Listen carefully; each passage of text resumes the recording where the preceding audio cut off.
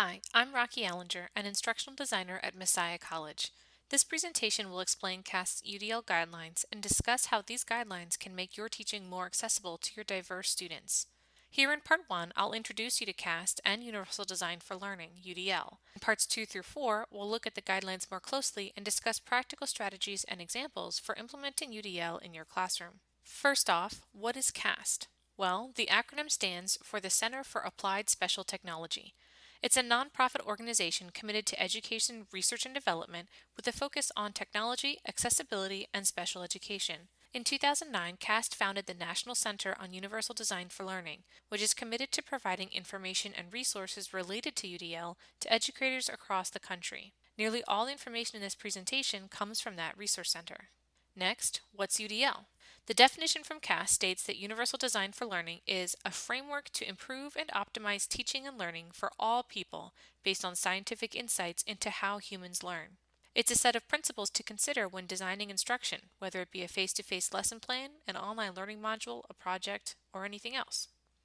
UDL is important to us here at Messiah because we are committed to inclusive excellence, as can be seen in the title for our strategic plan for diversity and inclusive excellence. Because of that goal, the Information and Web Technology Strategic Plan specifically states that we will improve accessibility for all in both online and traditional classes by using a universal design approach. So, if we're making a major commitment to UDL, it's important to address a few common myths.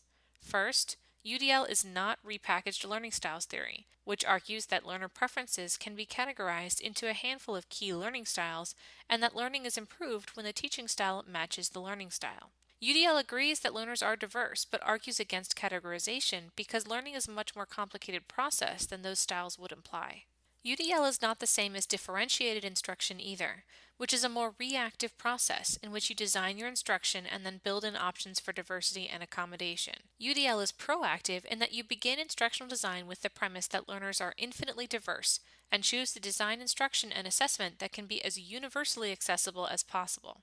Also, despite being developed by the Center for Applied Special Technology, UDL is not dependent on technology. It's a pedagogical framework, not a technical one. And lastly, UDL is not about making accommodations for a select few students. Some educators have expressed a concern about bending over backward to accommodate the supposedly rare learning disabled student. This is not the case. Not only is it incorrect to say that learning disabilities are rare, but scientific evidence tells us that all learners are diverse in how they learn. There is no normal or average student. Therefore, UDL is for the benefit of all your students, not just a few. Instead, the principles of UDL are more about changing your perspective, changing the way you have traditionally viewed your students and your teaching based on the scientific research into how people learn. This picture may be familiar to you. On the left, three people of different heights are trying to watch a baseball game that is beyond a wooden fence. Each of the three are standing on identical wooden boxes. The tallest spectator is able to see the game over the fence, but somewhat awkwardly as the top of the fence is level with his waist. The medium height spectator is at just the right height with his head and shoulders above the fence line. The shortest spectator, however, is still too short to see above the top of the fence, even with the box. This image provides an analogy of designing your instruction for the average student. Just right for some, but awkward or inaccessible for others. This is how textbooks, standardized tests, and many lesson plans are designed, but as we can see here, it's not inclusive. The image on the right shows a rearrangement of those wooden boxes. Now the tallest spectator is not on a box, but his head and shoulders are still above the fence. The medium height spectator is on one box just as he was in the other picture, so he is able to see the game. The shortest spectator stands on two stacked boxes, finally putting his head and shoulders above the fence as well. Now all three are at the same height with the same access to the game. This image is analogous to making accommodations in education, which helps students who are at disadvantages to have a level playing field with peers. Historically, we've considered this the ideal solution, but it has its limitations. Think about your students, all of your students.